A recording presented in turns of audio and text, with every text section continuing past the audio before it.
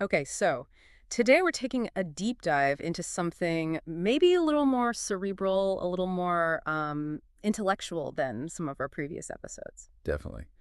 But also maybe more relevant than you might think at first glance. Right. Like when we say demonstration, folks might be picturing, marches and protests and things like that. Right, right, exactly.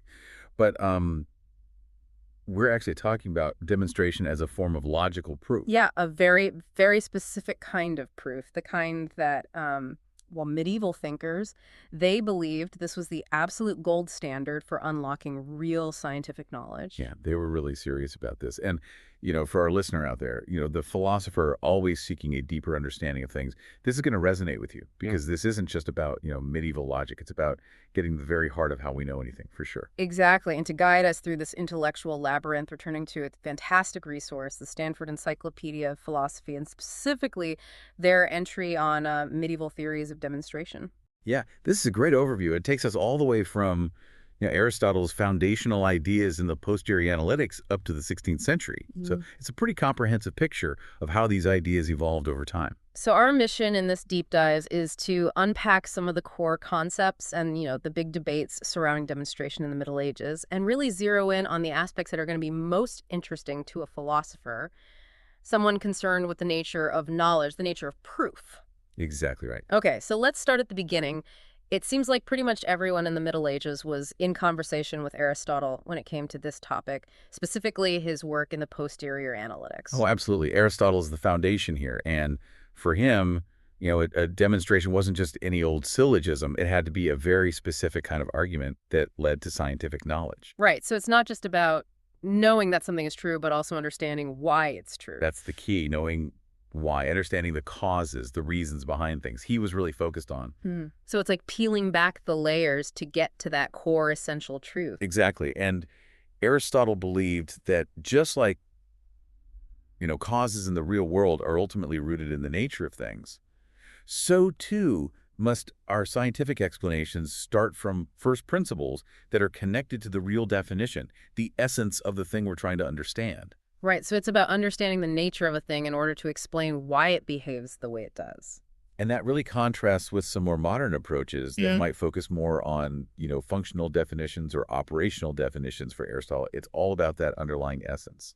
Now, the source mentions that Aristotle's logic wasn't always the best fit for things like mathematics, with relational concepts.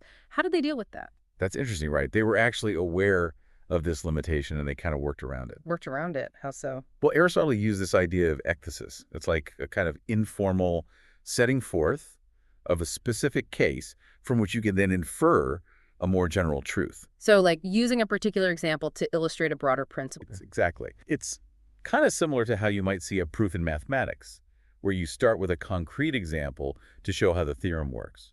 Okay, that makes sense. So the formal logic was the framework, but they had this more flexible tool for dealing with these more abstract areas.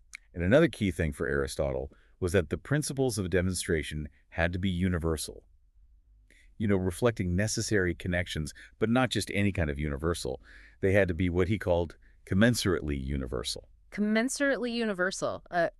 Break that down for me. Okay, so it means that the predicate, the property you're talking about, has to belong to the subject in every single case, and it has to belong to anything else because it belongs to that subject. So not just because they both happen to fall under some broader category. Right. It's about that very specific connection between the subject and the predicate. Okay, I see the precision there.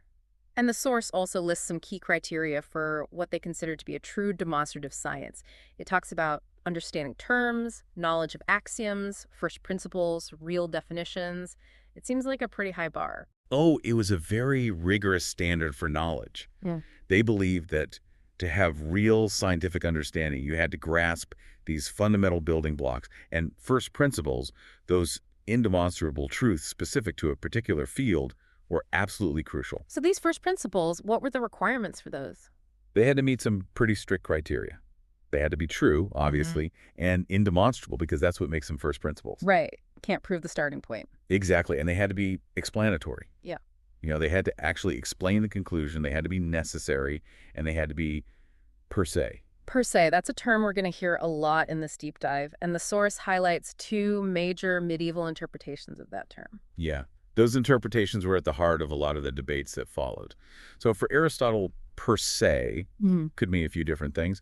But the two that became most important in the Middle Ages were first, if the definition of the subject somehow included the predicate. Okay, so like the classic example, a human being is rational. Right, because the very concept of a human being includes the idea of rationality.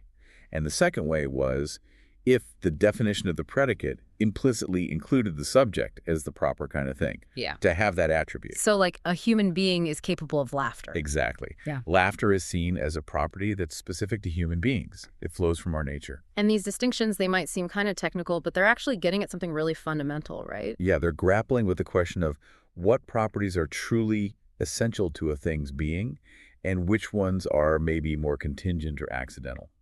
It's a question that still resonates with philosophers today. Absolutely. Okay, so one is about essence, and the other is about a necessary attribute that comes from that essence. And then there's the middle term in a demonstration that's the crucial link that connects everything. Right. The middle term is key. It has to express the cause, the reason why the predicate belongs to the subject in the conclusion. So it's not just saying that they're connected, but explaining why they're connected. And this leads to another important distinction that the source brings up, demonstratio quia and demonstratio propter quid. Can you unpack those terms for us? Sure, so demonstratio quia means demonstration that it is the case. It can establish a fact, but it doesn't really explain why that fact is true. Give me an example. A classic one is the idea that stars are distant because they twinkle, and anything that twinkles is distant. Okay, I see the logic there. But the thing is, the twinkling doesn't actually cause the distance. It's the other way around. The twinkling is an effect of the distance. So it's just a correlation, not a causal explanation. And that's what demonstratio propter quid is all about. It's a demonstration why it is the case. It goes from the cause to the effect and provides a real explanation. So one is just showing a connection, the other is uncovering the underlying mechanism. And, that distinction is still relevant today. We see correlations all the time in science, but figuring out if there's a real causal relationship, that's the challenge. Absolutely, and it's something that these medieval thinkers were very concerned with. The source also mentions this concept of subalternate sciences. Can you explain what that means? Yeah, so subalternate sciences are basically fields of knowledge that borrow their principles from a higher science. So like a hierarchy of knowledge. Exactly. The example given is medicine using a geometric principle to explain why circular wounds heal more slowly. Oh, that's interesting. So the physician doesn't have to prove that geometric principle themselves. They can rely on the authority of geometry as a higher science. Makes sense. Okay, so we've laid some groundwork with Aristotle now. Let's dive into how medieval thinkers engaged with these ideas, and the source points to Robert Grosseteste as a pivotal figure. Oh, absolutely. Grosseteste was really influential. His commentary on the posterior analytics around 1230 was a turning point in how these ideas were received. And he even applied the methodology of the posterior analytics to itself, right? Exactly. He argued that it constituted a demonstrative science of demonstration. He saw Aristotle laying out definitions and then deducing the properties of demonstration through rigorous logic. So a science that analyzes the very nature of scientific proof. That's fascinating. And how did he fit this in with the prevailing Augustinian views on knowledge at the time? That's a really important point. Grosseteste was able to present demonstration as a necessary tool for humanity, especially in our fallen state. Fallen state meaning? Well, Augustine had this Neoplatonic view of knowledge where you could directly apprehend God or the natural world within God. Like a kind of mystical vision. Right, but Grosseteste argued that this ideal was largely unattainable for us, after the fall. Due to our limitations. Exactly. So demonstration became the accessible path to knowledge for us in our current condition. It's like an intellectual workaround for our impaired understanding. And, Grosseteste was a bishop, so his endorsement of these Aristotelian ideas really lent them legitimacy within the church. Right, it made them more palatable to a wider audience. Okay, so what were some of Grosseteste's specific contributions to this theory of demonstration? He had some really interesting ideas about how we acquire knowledge of causal laws. In particular, he proposed this faculty called estimatio, which is like a kind of sensory apprehension of causal connections. Can you elaborate on that? So imagine you observe that a certain herb consistently produces a healing effect. Okay. This estimatio would give you a sense of a connection there, a link between the herb and the healing. Like a gut feeling based on repeated observation. In a way, but then reason steps in and suggests experiments to test that connection. To isolate the cause and see if it holds up. Exactly. So if the herb still produces the effect when other potential causes are removed, then reason can conclude that it truly has that causal power. And he saw this process as analogous to how we form universal concepts from our experience of individual things. Right, it's about moving from the particular to the general, from the senses to the intellect. And he also made a key distinction between formal and material definitions. Yes, this was fundamental to his understanding of natural science.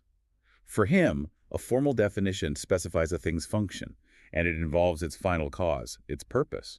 And a material definition. A material definition describes how the thing is structured, its efficient cause, so it explains how it achieves that function. Okay, so like with a saw, the formal definition might be a tool for cutting, and the material definition would describe the blade, the handle, the shape. Exactly. He saw these formal definitions as connected to exemplary forms and material definitions as their realization in the physical world. Interesting. And where did mathematical demonstrations fit into all of this for Grosseteste?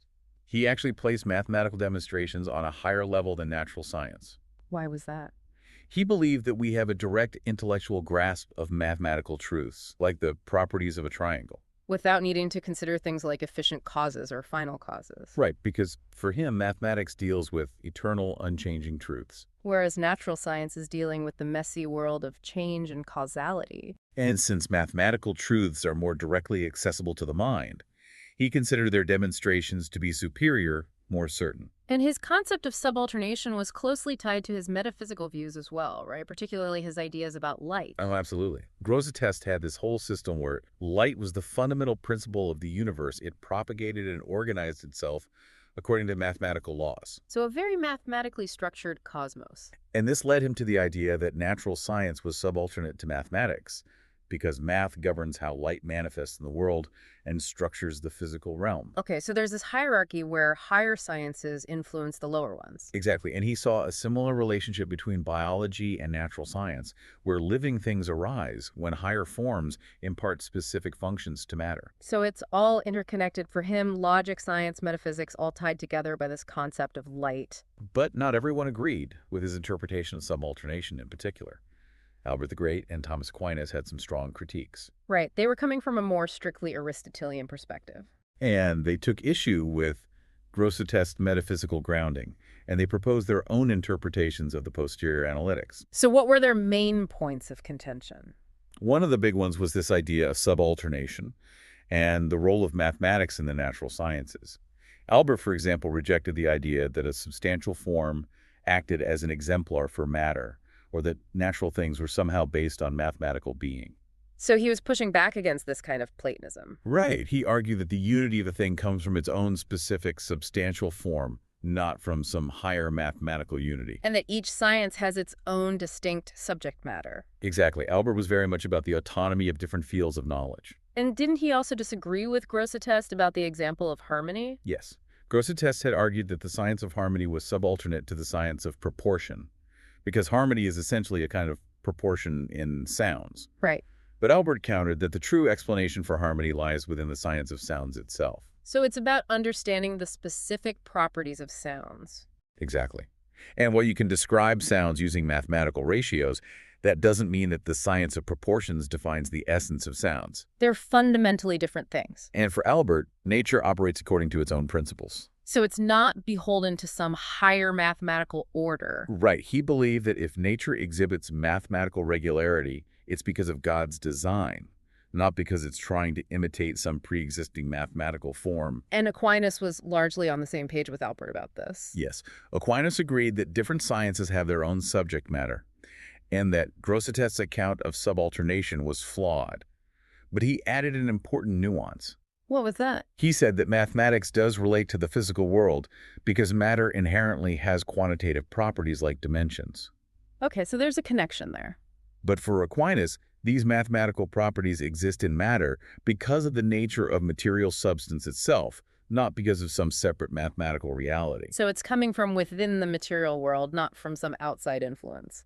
And there was another key difference between Albert and Aquinas when it came to whether a thing's essence could directly cause its non-essential properties. Right. The source points this out as a subtle but important point. It gets into some deep metaphysical territory. Albert was very cautious about saying that a thing's essence could efficiently cause its attributes. He was worried about veering into Platonism, as if these separate forms had a direct causal role in the world.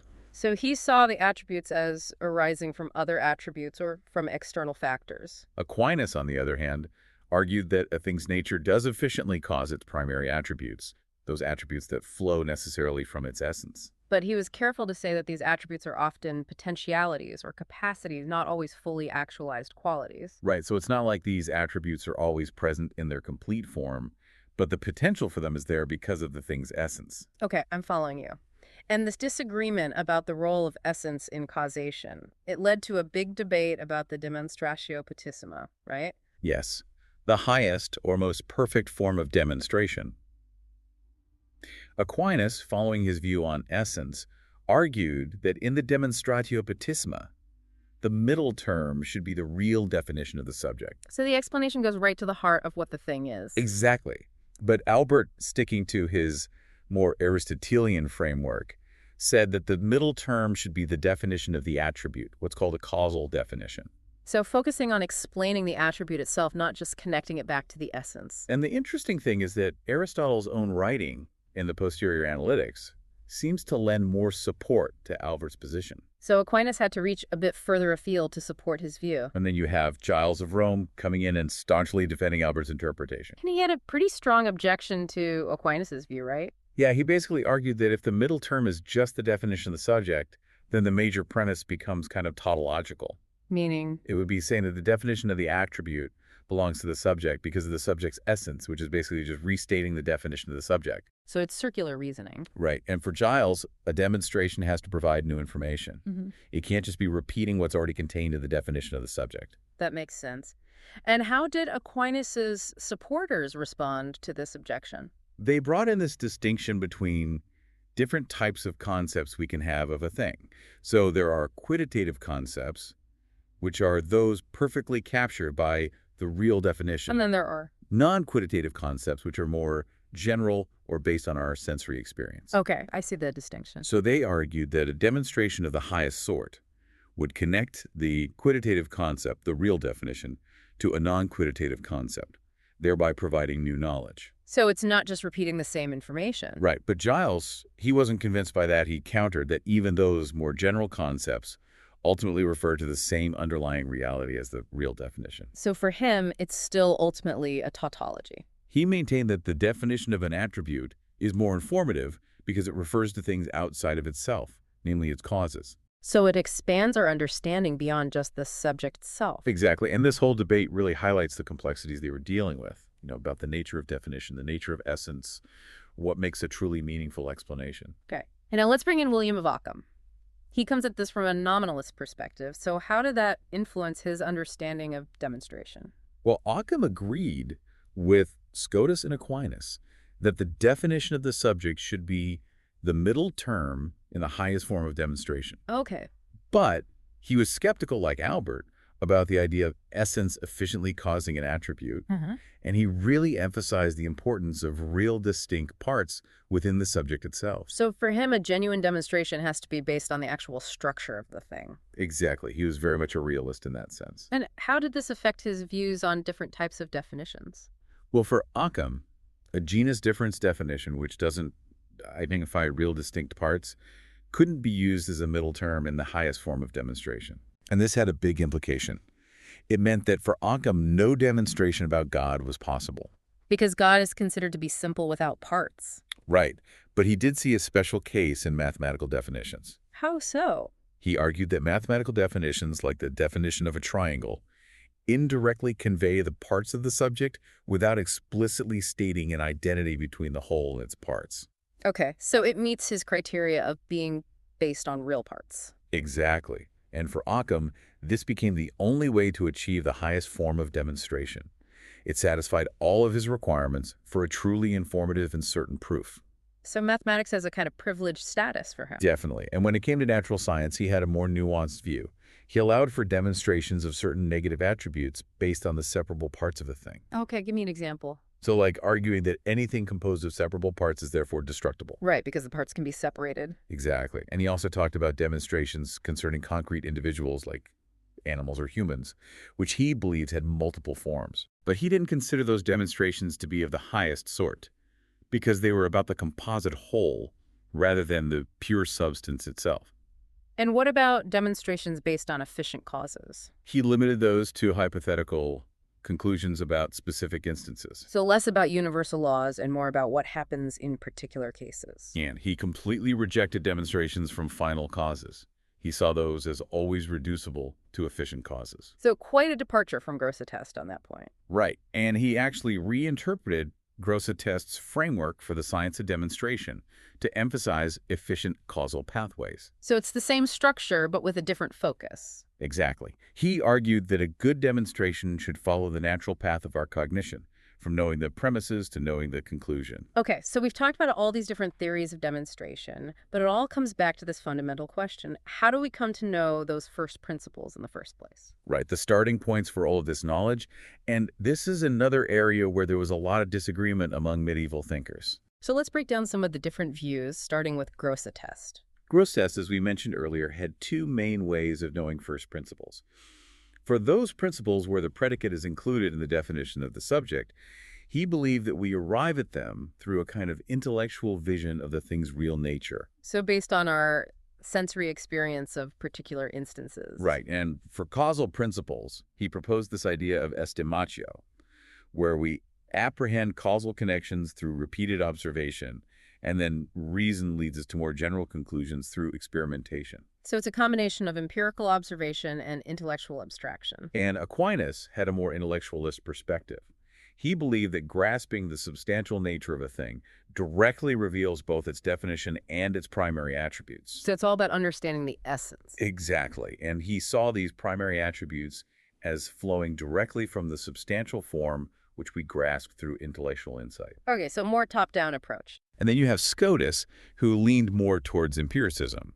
He agreed that some causal principles are known through definitions, but he believed that others require experiential grounding. So observation is key for him. And he had this famous saying, whatever occurs in many instances by a cause that is not free is the natural effect of that cause. So he's looking for patterns in nature. And Occam takes this even further. He argues that we can know the causal power of a specific kind of thing from observing just one instance. Based on the assumption that nature is uniform. Exactly. And he famously stated that the real definition of a simple substance doesn't tell us anything about its effects. So we have to learn those through observation. And that really anticipates some of the core ideas of early modern empiricism. Wow. So we've covered a lot of ground here, a lot of really intricate ideas and debates. So for our listener out there, the philosopher grappling with the nature of knowledge, what do you think are the key takeaways from this deep dive into medieval theories of demonstration? I think the most important thing is to appreciate the incredible depth and rigor of these medieval thinkers. They were really serious about understanding the foundations of knowledge, and they tackled some of the most fundamental questions about causality, essence, the relationship between different areas of knowledge, the nature of certainty, all issues that are still relevant to philosophy today. Absolutely. And we've seen a wide range of perspectives, from Grosseteste's emphasis on light and metaphysics to Scotus and Occam's more empirical leanings. And these debates, they show us that there's no easy answer to these questions about how we know what we know. And they remind us that these are age-old questions that philosophers have been wrestling with for centuries. So it's not like we've somehow moved beyond these fundamental challenges. Right, we're still grappling with them, just maybe in different ways. Yeah. So here's a final thought for our listener to ponder with all of our scientific advancements today. Have we truly transcended the core issues that these medieval thinkers were wrestling with? Or are we still essentially dealing with the same fundamental questions about the nature of explanation, the role of essence, the foundations of knowledge, just dressed up in a different language? I think that's a question worth reflecting on, and I would encourage everyone to explore the works of these thinkers for themselves. They offer a rich historical perspective on the pursuit of knowledge, a pursuit that continues to this day.